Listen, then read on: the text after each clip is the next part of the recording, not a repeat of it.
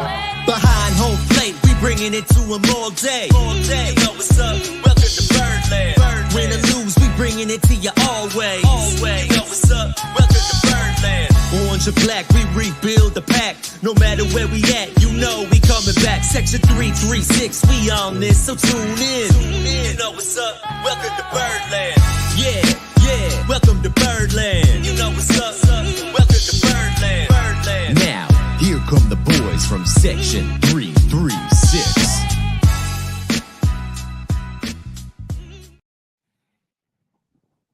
Ladies and gentlemen, boys and girls, Baltimore sports fans of all ages, welcome to Section 336, next generation of Baltimore sports talk. I am your endearingly stuttering host, Matt Soroka. As always, I'm joined by the button lever Swifty, Josh Soroka. Hey, Matt. How's it going? Not sure if you noticed that I've been putting more work into our social media stuff, posting short videos and stuff from our podcast episodes and all onto YouTube, TikTok, all that stuff. So I figured I'd make us go live everywhere. So we're live on Instagram, YouTube, TikTok, and everywhere tonight. I don't know if TikTok's working. We'll find out.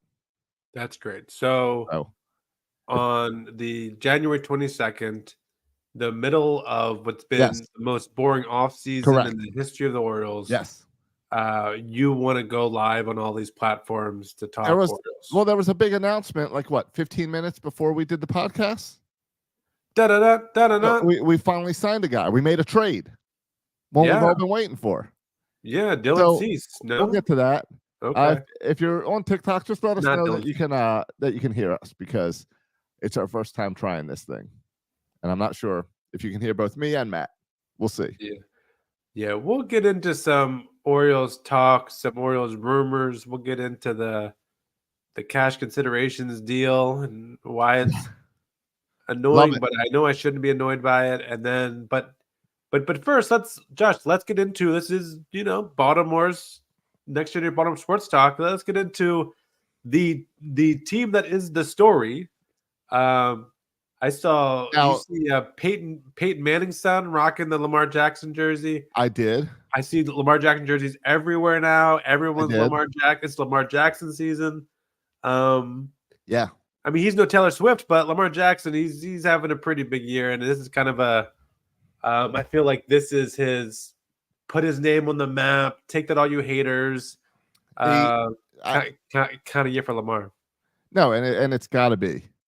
And it's what we've been saying all year. It's the first time where Lamar's healthy in the playoffs with a real team, and guys, like, this is the most balanced team. It's the best defense that's ever been a part of a Lamar season. So it just seems balanced with the wide receivers, and somehow we keep getting running backs. Like, they all die and we get more. Mark Andrews goes down, and suddenly Isaiah Likely seems to just be stepping up where you don't see the hole. So now we're at a point where Andrews can come back, and it's almost like we didn't miss him, but we know he's a huge impact coming back. Yeah. Josh, this season's wild. I don't know exactly when it happened. If it happened in the whole, at the end of the season with Miami and San Francisco, but somehow at the beginning of the season, we were good, and we knew we could be good, but we turned into a freaking juggernaut. Like, we're not even, when was the last time we even had a competitive game? We're just crushing good teams. I was watching, the Cleveland, the Joe Flacco play against the Texans, and CJ Stroud looked really good against a really good Browns defense. They couldn't get to him, and the receivers getting open. And I'm watching that game, I'm thinking, oh man, this could be problematic. Even the Ravens in their secondary, I remember historically, not this year. Historically, we have issues with rushing the passer, not this year.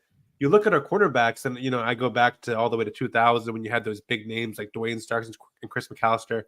We don't have quite. With Cal Hamilton back there, but outside of him, we don't have the big names. Marlon Humphrey was hurt, so we're relying on guys like Ronald Darby and Brandon Stevens, and not like traditional 3-year Pro Bowl guys. And yet the defense was unbelievable. They only gave up 10 points, and 7 of them because of special team stupid punt return.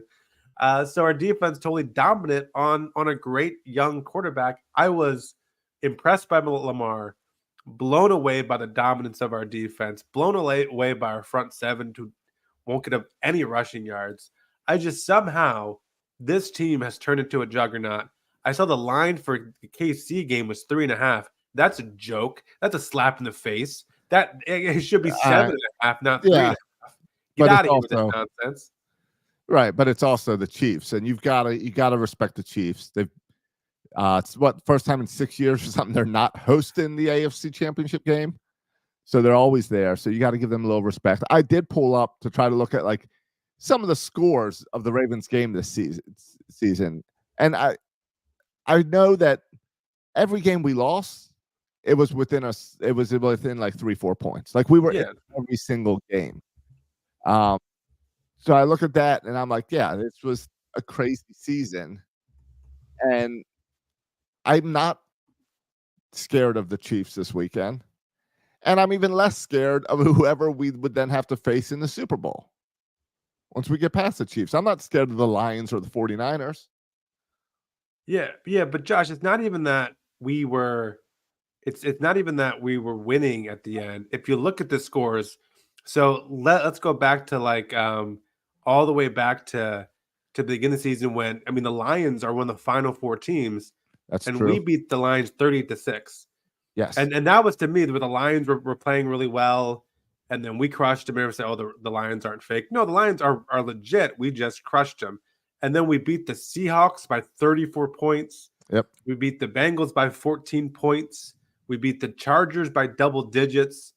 We beat the Rams, who are a really good team, just by 6. But then we crushed the Jaguars, who were trying to get in the playoffs. We beat the 49ers, who won the last 4 teams standing, by 14 points. The Dolphins, forget about the Dolphins. We beat them by 1 billion points. And then we beat the Texans, who looked like the young, hot team. In the playoffs. By 24 points. Yes. And by the way, we were rusty. That game started off 10-10 at halftime, and we won 34-10. So it's not just, not just at these close games. It's that we're like crushing good teams. Well, and we played the Texans at the beginning of the season and beat them by 16 points then also. Yeah, and one could say, well, that was CJ week 1. Right. Yeah, whatever. But yeah, it doesn't matter. No, and the rust, you definitely saw the rust with 3 weeks off. Virtually 3 weeks off, because that Steelers game, no one really played. Yeah, but this is, I think this is, I don't know. We can talk about greatest Ravens team of all time. The 2000 team was very, best defense of all time. Right. But not a good offense. Trent Dilfer, what are we talking about? And then the 2012 team with Joe Flacco, okay defense, okay offense. They just got super hot. But we weren't crushing people in the regular season like we were doing. It took a freaking Maha miracle to even get to the Super Bowl. Right. Or to even the AFC Championship game. And so to me, this feels like the best team we've ever had. And Lamar Jackson is so fun to watch. And I know the only reason the Kansas City Chiefs are 3.5-point underdogs is because of Patrick Mahomes and his reputation. That's the only reason, the reputation of Patrick Mahomes.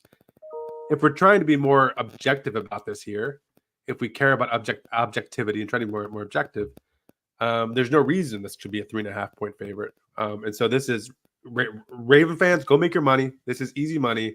We're going to win by much more than 3.5. And yeah, it should be interesting. Lots of shots of Jason Kelce, I'm sure. Lots of shots of Taylor Swift, I'm sure. And between all Jason Kelce with his shirt off and Taylor Swift, they might even show some football. Who knows? Yeah, exactly. And that's the problem is that, and that's why we were all rooting for Buffalo, because we don't want the Taylor Swift circus. We don't. Oh, I do. I think it's fun. I like it. Swift. I like it. Yeah. Have you seen what the tickets are going for price wise? They technically go on sale tomorrow. Oh no, because the week before the last game, I thought you'd get in there for like $50. Like it was easier to get into the last playoff game than it was to get into an Orioles playoff game. Really? Because I think that was because it's so super cold. Yeah, I guess, but I don't know. I saw a lot of people hyping up a lot of money for their like 5 figures for their tickets. Oh yeah. 5 figures. Wow. 5 figures, Yeah. like 10K. I saw people posting. Wow. So I mean, this is the first time we've been in the Ravens, right? Have been the AFC championship game yeah, at home. first time hosting it. Yeah, first time hosting it. This is the last game of the season to watch at home. Yep. So if you want to get your Ravens fix, this is it. And so yeah, this is the game to go to. And I mean, listen, this is the game everyone's looking forward to. That Lions 49ers game should be a good game. I think the Lions are going to win actually, and I think we're going to crush them in the Super Bowl. But people really want to see this game, right? This is Mahomes versus Jackson. This is Mahomes has been there 5-6 straight times. Yeah, this is Jackson trying to prove that he's on the same level as Mahomes. But we have the better team. Unfortunately for Mahomes, all around we have the better team. And I was watching that Bills Chiefs game too. Man, they were Chiefs defense getting pushed around in the line. They were getting run over, and the Bills went away from the run. I don't know why, but I mean, I think the Ravens could have a field day on the ground if they wanted to. But that's the beautiful thing about the Ravens. That doesn't matter. They can beat you at the pass. They can beat you in the rush. If it doesn't work in the first half, they'll fix it and crush you in the second half because we got a good OC and we make adjustments. So yeah, I'm pumped. I'm also feeling really good. This is a weird feeling to be optimistic, right? I'm used to, as a Baltimore sports fan, even when the teams are good, kind of taking that, oh well, we're it's going to be it. But I would be shocked, blown away, shocked if we lost to the Chiefs. I just think we're that good this year. But you have to play the game. Who knows? You have to play the game. This is why I don't bet on games anymore, because I would lose more than I win. Yep. Yeah. I'm feeling good. I'm feeling good. Right now, the cheapest price on TickPick $700 to get you in the stadium. Wow, that's great. So 700 is not bad. If you've been waiting your whole life, huge Ravens fan, to get in there, it's going to be cheaper than a flight to Oakland and whatever the cost of the Super Bowl tickets are going for right now. Yeah. No, I mean, it was a great atmosphere against the Bills. I'm sorry, against the Texans, even in all that cold weather. It was a great atmosphere last night in Buffalo too. But I think it's going to be rocking come 3:00 on Sunday, and so yeah, it's good. It's good to see. I hope that no Chiefs fans are going. I hope it's all Ravens fans, and we rock it out. Should be fun. Totally. Right now, if you wanted to get your tickets now for the Super Bowl, the lowest price on TickPick is $8,527. Yeah, it's wild for a 4th level corner seat. I don't know how that works. Do they go on sale? There's a lottery system that I think I don't even know how Super Bowl tickets go on sale. I don't know. I've never seen them on sale officially. No, I think the teams have a certain number they can offer their season ticket holders. Okay. But I don't know, because I also know that all these ticket places, they either have a back end deal with the NFL and Major League Baseball, or they have the top tier season tickets that they buy and use that. So I don't know how any of this stuff really works. Yeah. We were gifted Super Bowl tickets last time, and because of that, we will probably never go to another Super Bowl. And we had that experience. I feel great about it. It can't top it. Right. Can't top in the 50-yard line as the confetti falls, and and the Ravens win the Super Bowl. Hard to top that. Right. And for us, as much as we love Lamar and this team, to see the Ray Lewis, Ed Reed, Terrell Suggs team go through and win that Super Bowl, Haloti Ngata, that was a classic team for us. Yeah. No, that was I think was Ed Reed still on that team in 2012? I think Ed Reed was still on that team. Was he, or was he out, or was that the year after he left? I think it might have still been here. Yeah, I think it might have still been. No, he was still here. Yeah, definitely still here. Yeah, he's my favorite player. So yeah, it was that special defense, and yeah, I'm telling you, Lamar, Emily was like, why is Peyton Manning on the Ravens sideline? And I said, Lamar Jackson. I'm sure his kid wanted to, be close to Lamar, and Peyton Manning can go wherever he wants. So it's just, and you see kids here in Atlanta, here in Georgia, wearing Lamar Jackson jerseys. not because they're fans of the Ravens, because they're fans of Lamar Jackson. It's pretty cool to see what's happening. Yep, I saw a guy in church on Sunday, all done up in Ravens gear. So it's definitely fun.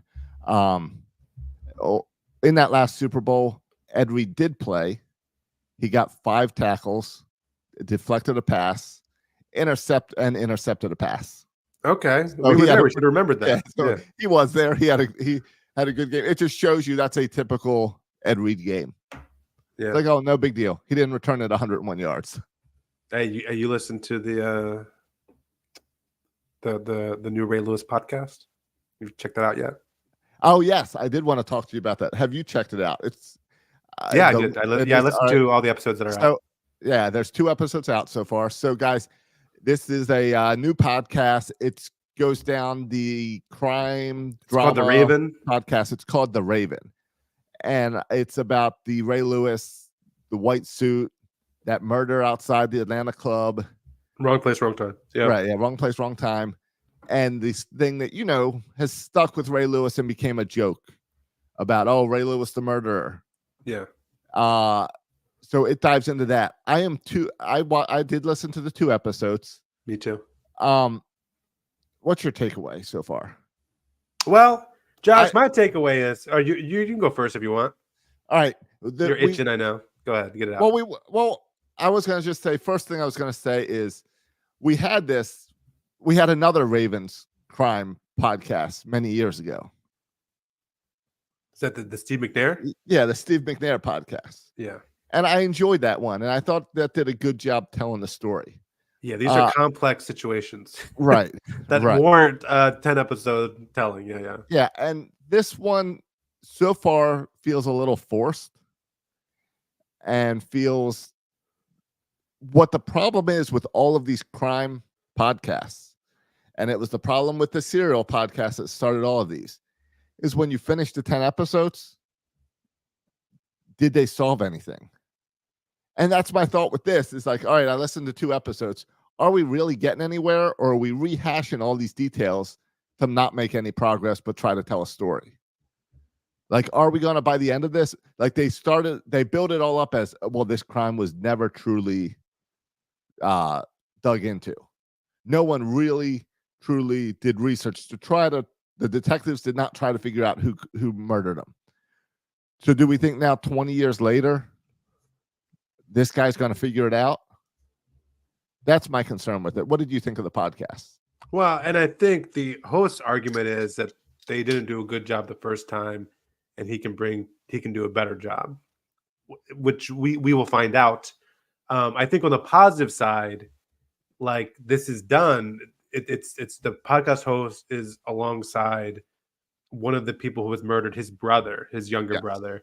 And so I think it is a good opportunity for the younger brother, because it feels very much like the younger brother is trying to get to the bottom of this.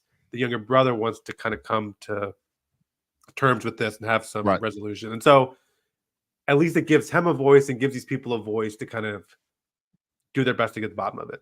But because they feel like justice wasn't done in Atlanta. Yes. So good for them for having a voice to be able to do it. But then this guy sets it up as, oh, well, Justin wasn't done because the NFL got involved and it all became about Ray Lewis, not about the murder. Right. And then you're calling the podcast The Raven.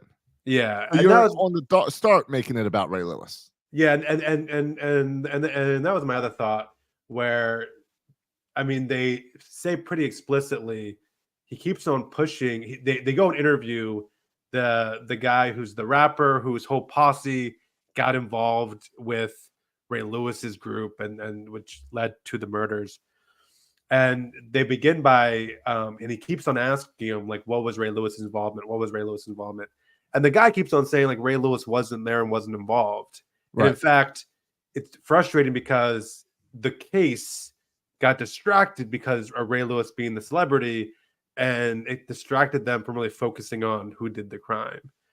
And you're right, Josh. The whole podcast is called The Raven. Right. And so he's trying really hard to not, it almost seems like solving the murder is not the point of this podcast. The point of this podcast is to explore Ray Lewis's role in it.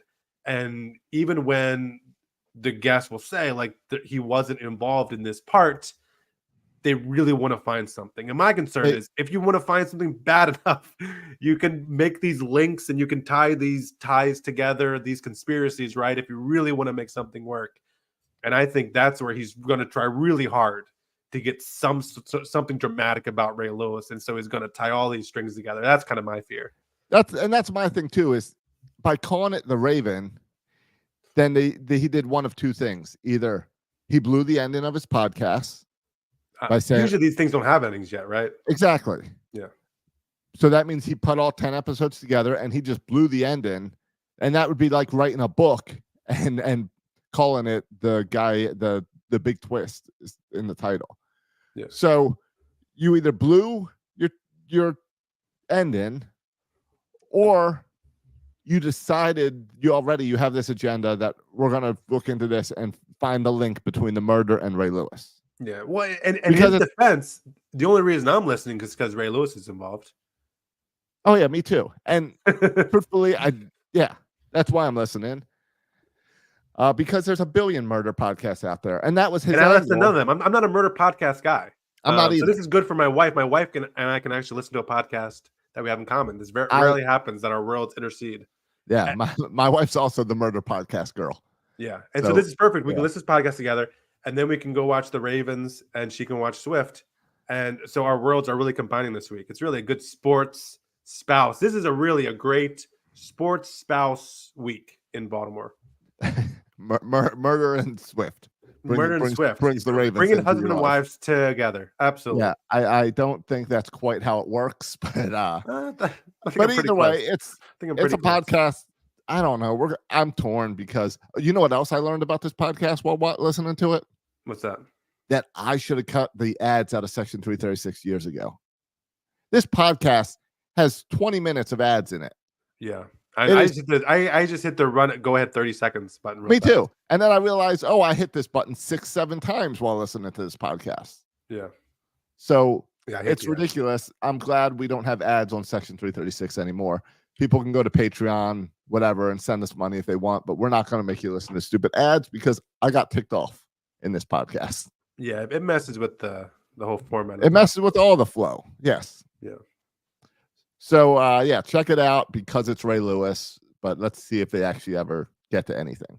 Yeah, we can revisit this a few episodes in. Do you think they sit down with Ray Lewis and talk about this? Zero chance.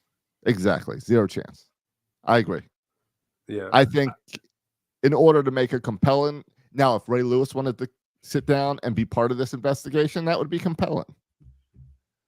Otherwise, I'm listening to this, and I hope it has a better ending than every other investigatory podcast. Yeah. I do like when they play clips of Ray Lewis. I just love hearing him talk. Even like when he's so outlandish, I just really enjoy him. Like they were a little poking fun of him that, God would never use somebody who has murdered people or whatever. Right. He goes outlandish and he takes things too far. But like, even when it doesn't matter what he says, I still kind of get pumped up about it. Even if he's talking, he could get up there talking gibberish, and I'm kind of getting pumped up just hearing him talk gibberish. Ray Lewis is great. Yeah. You see him do he came out in the pregame and did the little squirrel dance. And I like it. You can't say no to that. But I don't need the girl doing it with him. I thought the girl did the better than he did. Honestly.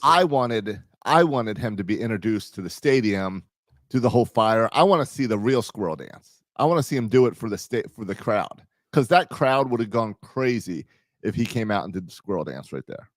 Yeah, for the crowd. Yeah. But we'll see. I don't know. They brought out Ray Lewis. They brought out Cal Ripken. They brought out Peyton Manning.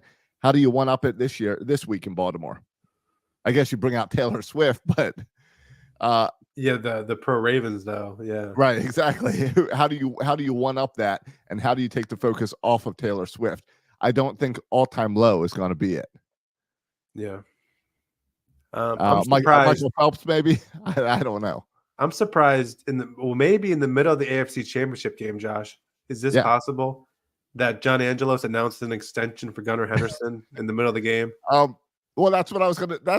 Yes. I think the only fitting thing. There's two things. One, I need more Orioles. I need current Orioles at this game. Yeah. So, because we love the synergy when the two teams cheer for each other. Yeah. Oh yeah. I love seeing my Orioles and Raven caps. I love seeing my Ravens and Orioles caps. Yeah. Any of those Orioles that live down here in North Florida, you're welcome to come watch the game with us, with me. No. Oh, never mind. I'll be on an airplane. I No. gotta watch. Where are you going? I'm going up north. I'm going to Washington, D.C. Oh, really? Yeah. Yeah. But I looked at the prices. Well, we already talked about the You ticket couldn't prices. time that to go see the Ravens? Yeah. The ticket prices have excluded me from going to the AFC game. Oh, I thought you knew people. Can't give your boy Bashadi a call? Yeah, hook me up with a ticket. I don't know. Should I text him right now on the show? We see what happens. Yeah. A little FaceTime action. Yeah, let's do it.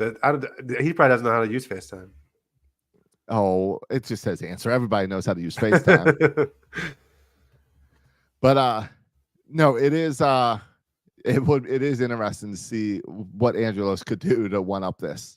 Well, it's funny. All the I mean, there's just so many jokes he made at his expense, especially now with Taylor Swift coming to the Raven Stadium and John Angelo's obsession with concerts. And, he's mad that he couldn't get Taylor Swift to come to Camden Yards. And there he is at M&T. And who knows? I mean, maybe John Angelos will try to head over to M&T and see if he can get Taylor to go do a concert at Camden Yards. Who knows? This is what gets John Angelos up in the morning, not the Orioles, but potential of future concerts at Camden Yards.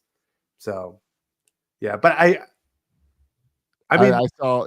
Did you see the halftime show this week was Jimmy Eat World, and they took credit for being the perfect music for the Ravens halftime adjustments. They said that it was them playing that pumped up the Ravens for that second half. All right. Well, let's do it again. Bring him back. Yeah, exactly. Bring him back. That sounds good to me. But Josh, if you step back for a minute here, it's been a pretty incredible run by Baltimore sports teams. Yes, it's been between our baseball team winning the division, our football team having the best record in the conference. We're on quite a run. And by the way, no windows are closing here. We have some young, good receivers. We have young, good offensive linemen. Yeah, we got a quarterback under lock and control for a while. We've talked endlessly about all the good stuff happening with this baseball team right now. Yeah, it's a good time to be a Baltimore sports fan. Oh, it is. It is. And when you look at all the projections and stuff, there's a lot of people predicting huge things for the Orioles this year. Yeah, I have some concerns, but yeah. Trust me, I've got some concerns as well. And I like being the underdog. So to go in here with like MLB.com projecting Braves and Orioles World Series, that's a little scary. Yeah. So to go in as a favorite, we haven't been that way in our lifetime as Baltimore Oriole fans. I don't think we've been favorites ever. Yeah, and I don't know if we should be favorites, even to win our division. I know. But at the same time, if you see the MVP projections and the StatCast projections, they've got Gunnar Henderson and Adley Rutschman projected top 10 in the league. Yeah. So it's like, I love those guys. I think they're going to keep building on their years, and they're going to be all-stars.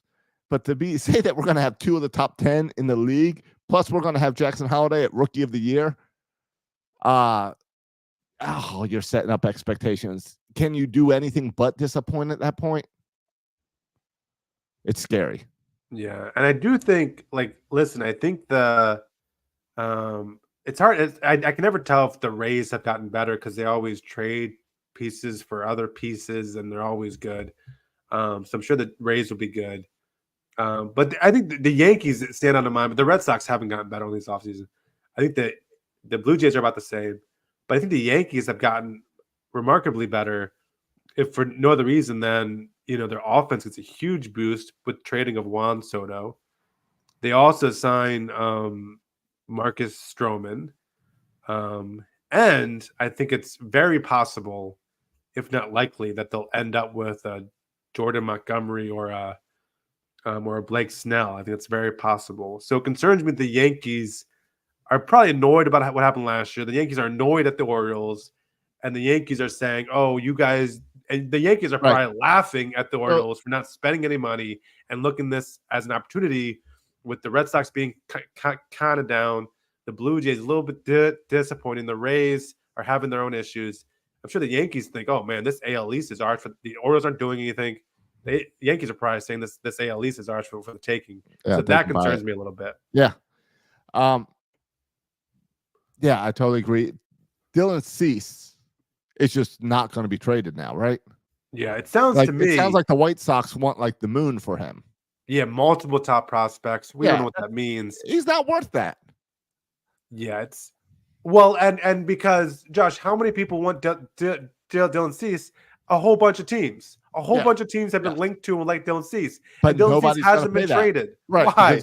No one's going to pay it. Because everyone realizes no, it's an overpay, and I hope the White Sox know what they're doing because I'm sure we could offer multiple MLB ready prospects right now. Maybe not our top 3 guys, but I'm sure we could offer multiple major league ready prospects right now for Dylan Cease. But the White Sox are holding them. I hope the White Sox know what they're doing. And so that's the White Sox, I think, are idiots. On the Orioles side, though, Josh, it's going to be another Mike Elias talking, oh, we were so close. We were involved in all these close deals. Totally agree. I don't think we're signing any. I don't think we're making a deal for a legit top of the rotation guy. Yeah, and Josh, beginning of the season, beginning of the offseason, do you think Mike Elias had intentions of signing a top of the rotation arm or trading for a top rotation arm? I think he did. I think then as we started to see people sign for ridiculous money, it got too expensive for him. Yeah, I wonder if he could go back in time. If he could go back in time, and I think Kyle Gibson signed in November, really early. Kyle Gibson signed really early. And I wonder if he'd go back in time, realizing he can't get Dylan Cease, realizing some of these other deals maybe just didn't come to fruition, realizing he couldn't get, I don't know who he was going after, Eduardo Rodriguez or Marcus Stroman, whoever. I wonder if he would go back in time, if he would sign Kyle Gibson for that 1 year, $13 million that the St. Louis Cardinals got him for. Because right now, I mean, I saw something, a link to James Paxton, which seems to be a little bit of a downgrade from a Kyle Gibson. No, that's a downgrade. Now, but I also thought that Gibson was a downgrade to what's his name that we had the year before. Yeah. And I'm blanking on his name. Lions. Right? Lions? No, you don't. Oh my gosh. Lyles, Jordan Lyles. Jordan Lyles. Yeah. There we go. Yeah, sorry, brain fart there. Yeah. So I thought that Gibson was going to be a downgrade. It wasn't. And he was a little bit of an upgrade. Right. Now, all right, so we don't make any moves. What's our rotation right now? John Means. Well, are we going in order? Oh, and by the way, Jordan Lyles, I just for Kansas City last year, negative 1.3 WAR, had an ERA of 6.28. So yeah, it was a good move to move away from Jordan Lyles, and I expect Kyle Gibson to have an ERA of 6 this year and to be terrible. So maybe Mike Elias knows what he's doing. There we go. So yeah, no, our rotation is it's Kyle Bradish is our number 1. All right, Kyle Bradish, Grayson Rodriguez is our number 2. And Grayson, all right, and then John Means number 3. John Means number 3. Tyler Wells number 4. No, Dean Kramer number 4. All right, who's number 5? Now you have your pick. If you think Tyler Wells, DL Hall, Cole Irvin, and maybe you can throw in a rookie in there a prospect in there if you like Cade Povich or someone in there. All right.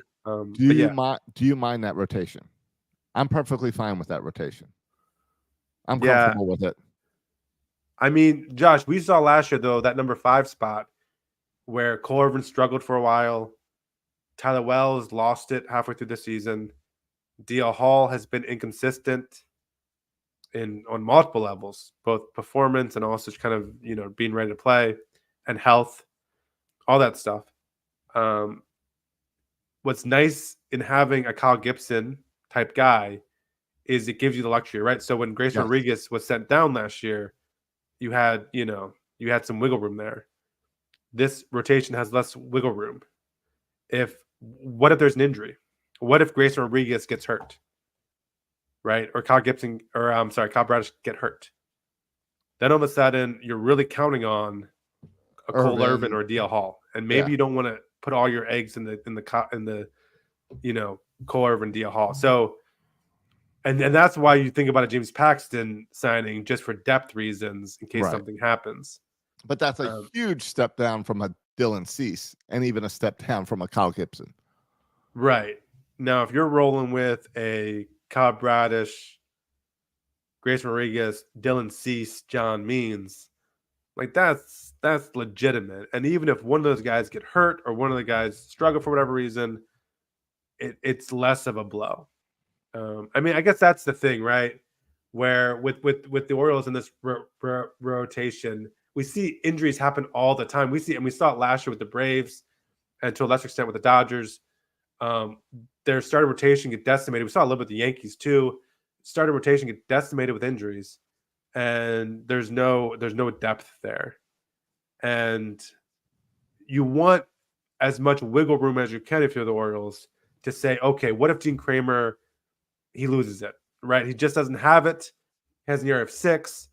You want the flexibility to be able to say, okay, Dean Kramer, we're going to move you to the bullpen. We'll do the DL Hall thing and send you to Sarasota on a rehab assignment or something.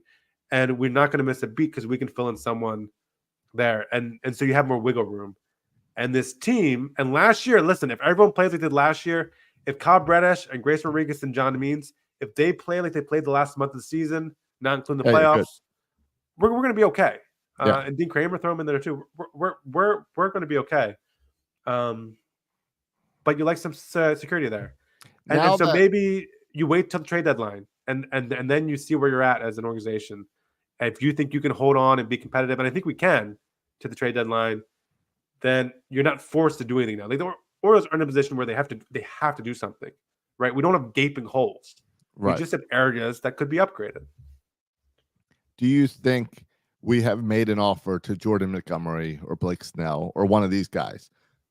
Because yes, we'd be paying, but if we're not going to get Dylan Cease, do you want to sign one of these guys simply so you get a better guy in your rotation and you keep him out of the AL East? You keep him out of your enemy's rotation? Yeah. I mean, I don't know. Like, it feels like these guys now should be 50s. Only 31 though. But listen, I don't want to make any, and we talked about this before, I don't want to make any, $100+ million signings that will interfere with my ability to extend Gunnar and Grayson and Adley and Jordan and eventually Jackson and Kobe. Right. I want that to be my primary focus. So if this is going to be a 7-year deal that's going to impact my ability to make other moves, then no, I don't think that it will happen. I don't think it should. The only way it works is if maybe Jordan or Blake isn't getting what they thought they'd get, and somehow we can get them for 1 year, $30 million or whatever, or 1 year, $25 million or whatever it is. And so far, they're not really getting what they want. So maybe, I don't know. But you're right. Maybe a Paxton or Lorenzo is a better option for us for a short-term 2-year deal that doesn't hamstring us. Yeah. And then I think they're still going to continue to try to explore a trade for that top arm.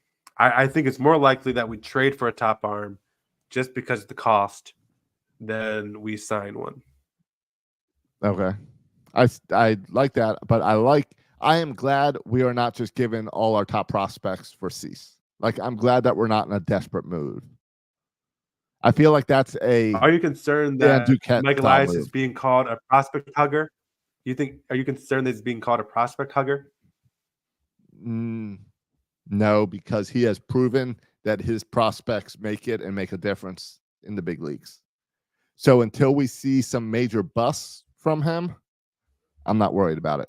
Well, and that's what Michael Elias keeps on saying. If you listen to Michael Elias talk about the prospects, talk about trades, he says this over and over again. He's like, listen, guys, these are good players. Right. And they're going to help the Orioles. Like, if I don't trade them, it's not like they stay forever in prospect land.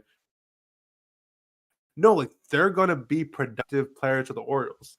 Now, from our perspective, it's hard to us envision where Connor Norby can find Connor playing Norby. time. I got a different guy to ask you about, but yes.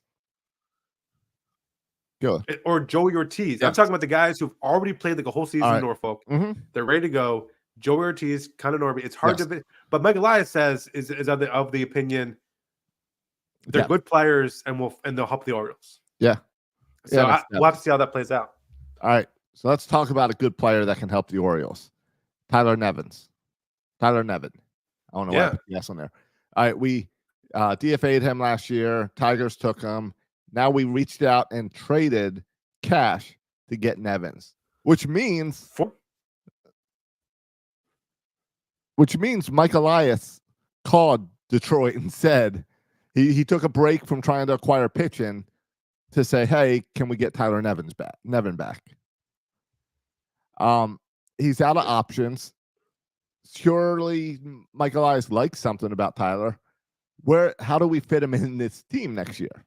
Is he just a bench spot, a DH spot, a first base guy? What is he?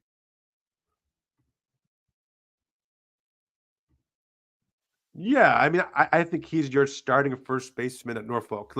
Clearly, you can't put him at Norfolk. You'd have to DFA him to get him at Norfolk. He's out of options. Probably DFA.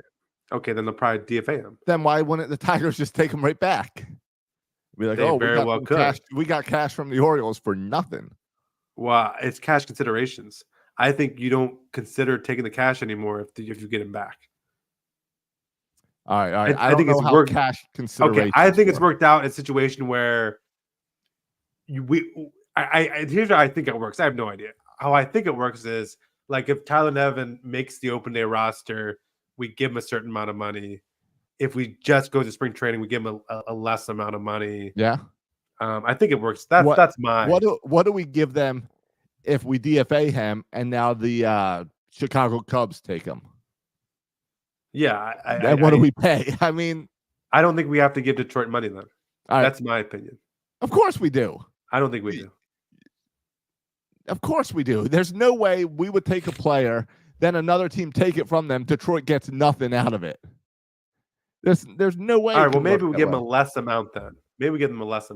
All right. But no, I think this is a depth move. I think this is who is your starting first baseman at Norfolk? Who is your backup of Ryan Mountcastle and Ryan O'Hearn? Let's say one of those guys get hurt or something, and you want to back up. He's your guy. He's kind of that John Lester, like the guy we had last year, John Lester. We also brought in, who was that guy? Frenchie Cordero, who we brought in last year to spring training. Tyler Nevin is our spring training invite guy. I'm sure we gave him about $10 just to have him try out in spring training, and just in case we need him for the depth. I don't think it's likely he makes the open day roster, but we'll find out. All right, I feel a little better about it now that I've read into it. That the Tigers DFA'd him last week, so he was on the waiver line. Right. So everyone else in Major League Baseball passed on him, and we took him back.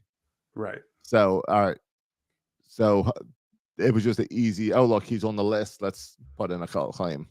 Yeah. But I think it is the only thing it's fine. Like you need depth pieces. He likes some, whatever. He's still 26. He's still young. Maybe we'll do some Ryan O'Hearn magic. Who knows? But the thing that's a little bit annoying is what have the Orioles done this offseason? We've signed Craig Kimbrell and traded for Tyler Nevin. That's the only thing is that this is a fine move. It's a it's a nothing burger. But the fact that we're talking about it on here in lieu of other moves that should be happening makes it a little frustrating. But as you are quick to point out, Josh, this is a 101 team, and we're kind of all coming back and adding some young prospects to it. Yeah, so, I'm not concerned about the Orioles. Yeah. But as a podcaster, it would be nice if we had something to talk about. Yeah. As a Oriole fan, it'd be cool to be actually in the run-ins with a big star. Yeah. A pitcher, a name, something it's been a long time since we've had to have an emergency podcast because the Orioles did something amazing. Yeah, I mean, maybe the Jack Flaherty trading at the deadline, that didn't really work out either. Right, exactly. And or whatever his name is, the Japanese pitcher we brought in. Fuji. Yeah. So who I haven't heard any Fuji talk either. No, I don't he's think still available. So there's a chance we bring him back. I wouldn't be opposed to bringing Fuji back either, because we did see flashes of Fuji. Yeah, no, I'm not anti-Fuji. I think that would be it'd be interesting to see what kind of deal they could work out with him. And I wonder if he could make more money going back to Japan. I know there's other talks about him being a starter, but certainly we don't want any business of that. Right. Oakland wanted him as a starter at one point. So right, unless he goes through Norfolk or something to turn into a starter, we don't have room for him in the rotation. Well, Matt, we're 23 days from pitchers and catchers reporting. Wow. It's 3 weeks. 3 weeks. And I don't think you're seeing pictures of overweight pitchers. Right. And I you know what? I'm going to take that back. I think we do sign one starting pitcher before then. I think we add one guy to the rotation. His name is Paxton? No. I don't know. He could be a really lesser guy, but I think we might add someone for depth. Yeah, I mean, was it around this time? I feel like it was around this time that we traded Cole Irvin for Harnais. I think it was around this time that we made that trade. Yeah, so maybe there's another similar trade in the works. It was on January 26th last year. Oh yeah, so yeah, it was this week. So that'd be Friday. So there's still time to make a move. That one didn't work out, but that doesn't mean the next one won't. Like, don't get discouraged to not make moves. Wait, you don't think Cole Irvin? You're not liking Cole Irvin? I'm fine with Cole Irvin. He was supposed to be a rotation guy, a starting guy, and he turned into a bullpen guy. It's not exactly the trade we expected, but we didn't really give anything up for him. I mean, he had an ERA in the mid-4s last year, but pitched in valuable innings. So I don't know why you're taking out all this hate on Cole Irvin. No, I don't hate Cole Irvin. I just don't think it was a successful trade for what the Orioles wanted. We had to DFA him some. He went down to Norfolk. He came back up. It's not exactly what we expected. All right. Well, I mean, I'm just saying he threw 77 innings, ERA of 4.5, and Harnais hasn't even made majors yet. Has had 0 MLB production. All right. Yes. All right. Fine. So you just want to make the point that the Orioles won that trade? Is that the deal? Well, if you only look at last year, sure, because he has yet to contribute, though you could argue that Harnais is only 21 years old, and last year in the minors, he absolutely crushed it. So he actually might make the Rays roster this year with that joke for roster, and that might be interesting to watch. We'll see. But Michael Ice does say, as of yesterday on MLB.com, he says that he is still trying and interested in starting pitching. And Brandon Hyde says, I'm sure he's trying. I know he's trying. I'm sure there will be some names popping in at some point, but I can't give you any information today if there's anything happening. But I know Mike is making all the effort to try to improve our roster. A bunch of double talk. I have no doubt about that as well. So, all right. So, but I think, I've given up personally on Dylan Cease. I don't think the White Sox are going to make that move, and I don't want to pay for what they're asking. Yeah, unfortunately, I think it's going to have to wait until July, and then we'll get him in July. That's all right, though. I can wait. That is a Mike Elias type move where he does not, like, if he wants someone 4 years from now, he still wants that guy. Yeah, but I mean, it's going to be interesting to watch Dylan Cease's numbers because, I mean, Dylan Cease is coming off of a numbers. If you look at ERA, it's about the same as Cole Irvin, as we're talking about with Dylan Cease last year. Yes. So the White Sox are counting on it's a weird position, right? Because what they're asking for is an ace. They want you to give up prospects like Dylan Cease is an ace because he has ace potential. But he's not pitching like he's an ace. So the Orioles are like, why would we give up stuff that costs like for the price of an ace when the guy has not been that guy? And so it's going to be interesting to see in the first half of the season, can Dylan Cease capture his ace potential and thus warrant that high price?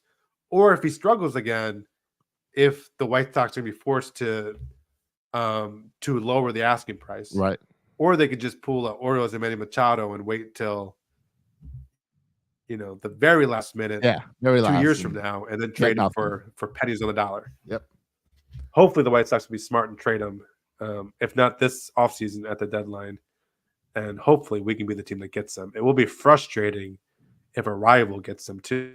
That's going to be something to watch as well.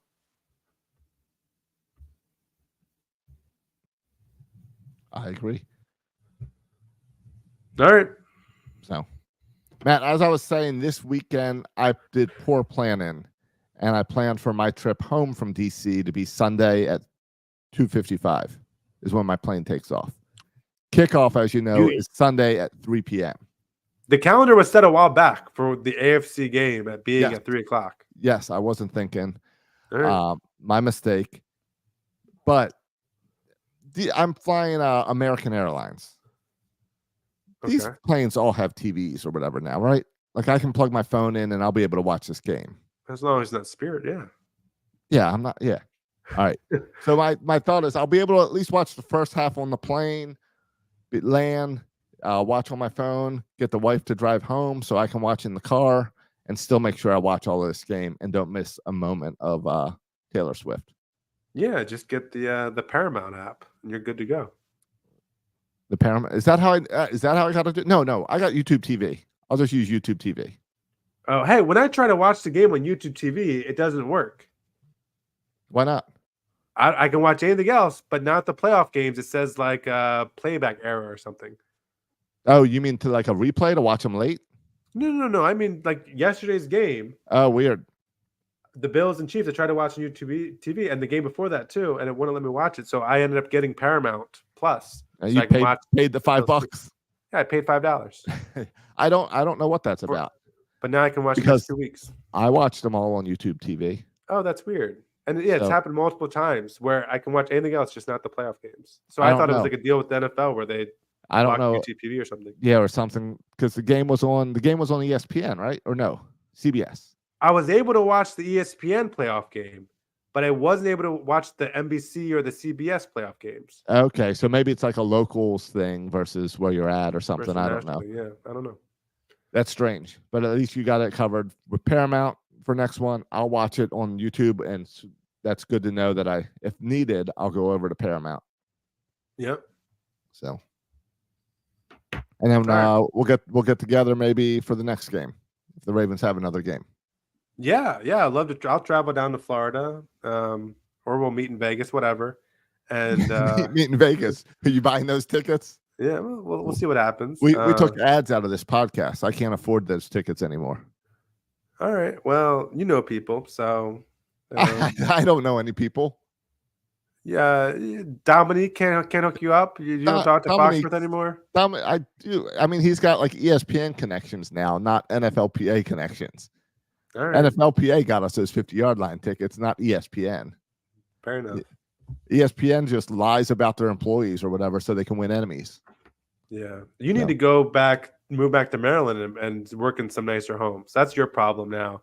You're working all these fancy people's homes, getting all the fancy stuff. I know. And I don't get anything down here. Yeah. No. I will say, did you see real quick before we get out of here? Did you see that Sports Illustrated's like going away? Yeah, I saw. That's sad. Did you see what they blamed as part of the reason? I didn't look into it. No, I don't know why. Part of it was a failure in their shift to AI and AI articles. Remember a few months ago? We put them on blast. And we put them on blast about these stupid AI articles, and it was all Sports Illustrated behind it, writing just articles about how Ohtani has a chance to go to the Orioles, but then you read the article and there's nothing in there. Yeah, and they're like every team. Yeah, and we could obviously tell that it was AI writing these articles. Yeah, and there's they were no real trash. reporting. So that's part of Sports Illustrated's failure. Yeah. So I found that interesting since we broke that story. Yeah, we broke that story right here in section Yep. 336. Exactly. Yeah. So, all right. Well, let's get out of here. A slow Orioles week, but a huge week for Baltimore football. Yeah, and we'll have some more Ravens football to talk about next week. Even if there is no Orioles talk, that's fine. We'll talk some more Ravens. Hopefully, preview maybe a Super Bowl appearance, and recap an AFC Championship win. That'd be pretty fun. That would be awesome. Yeah. In the meantime, we're streaming everywhere, so you can follow us on TikTok, Instagram, Facebook, YouTube. I believe I got us on everything now. Everything there is, we're on there. And hey, give us a follow on TikTok, on YouTube, on Instagram, on Facebook, on all that. Whatever your preference is, we're on it now. And give it a follow because I'm trying to post more videos on all that stuff. I posted a lot of clips of 336 on all those social media channels this week. Do us a favor and share those, like those, because that's the best way to get more people to listen to this show and get people excited for Orioles baseball season. Absolutely. Don't forget, Old Faithful, to go to Apple Podcasts and leave us a 5-star review on section 336 on the old Apple Podcast. If you haven't done so already, I was checking. Yeah. It's been a while since we got a new review. Still keep checking. Did you see the comment that someone commented on a little clip I put up about you and your gambling? No. I believe it was on YouTube where someone just that video did really well on YouTube. I guess people like gambling clips. And someone commented, well, if you're that way, just don't gamble. It's easy. I don't. I know. They said just don't go to a casino or something like that. Okay, I don't. So, I agree. I agree. You shouldn't go either. So, no, I play well. No, I was talking to whoever made that comment. Oh, yeah. No, they shouldn't go either. Show me your receipts, buddy. Show me how you're beating the house. Yeah. And also show me all the losses that you don't tell anyone about. Yeah, all the receipts. No, but with that said, Josh, though, put all your money on the Ravens this week. Can't miss. I will be betting $0, but you should put all your money on the Ravens because I haven't paid attention. But Josh, if you're betting the Ravens, you're winning because they're beating the Lions outside of that Week 17 game with the Steelers. Mm-hmm. I bet the last 4 or 5 games we've covered. Spread. Yeah, we've covered. We've covered, as they say. Yep. As the gamblers say. Yep. No, definitely Ravens. And then know that the other thing Lamar's good at is distributing the ball around to different receivers. So you can bet a guy like Nelson Aguilar. Is that Aguilar? Aguilar. Yeah. You can put some money on a guy like him to catch a touchdown, and it's not the big flashy name, but he gets that touchdown, gets you some money. Okay, I was going to say the opposite side with those parlays. Be careful. No, don't do a Zay Flowers 6 receptions type deal because they do spread the ball around. But he did cover the 6 receptions. 6, you were good this week. Zay Flowers had 6 receptions? Yeah. Oh, nice. Yeah, he did. Did you have some money on that, Josh? I did. Okay. I did. Just a couple bucks. You knew that number. Also, I think I texted you about the over-under. The over-under for the game was 43. And the game ended at 43.5 or 44 points. Because they kicked that field goal at the end. They really needed to, but they kicked it. Yep, exactly. The field goal got the over. So, so be careful because Vegas knows what they're doing. Yeah, they're pretty good. They're pretty good. They have people who do that for a living. And Joe Schmo on his couch thinks that they can walk in and be smarter than Vegas. Yep. Do it, bud. I did very good with the Ravens this week. It can be this week because the Ravens are going to win by double digits. So the 3.5 is a joke. We'll see. Yeah, I agree. I agree. No, I'm going to bet the Ravens again. I did really good with the Ravens. And you're going to make week. some money. I did. But what I made this week, I lost it all in the second game with the Bills. Okay. That wide right cost me some money. Yeah. Only play the Ravens games. Yeah, that's what I need to do. All right. Oh, yeah, we were getting out of here. Yes, we were. We're closing up. Yeah. In the meantime, you can follow us for all my gambling takes. You can follow me on Twitter at section336. You can follow Josh as well. At Josh Soroka, and check out birdlandsports.com for some new designs. Thanks for listening, boys and girls. And as always, go O's and go Ravens.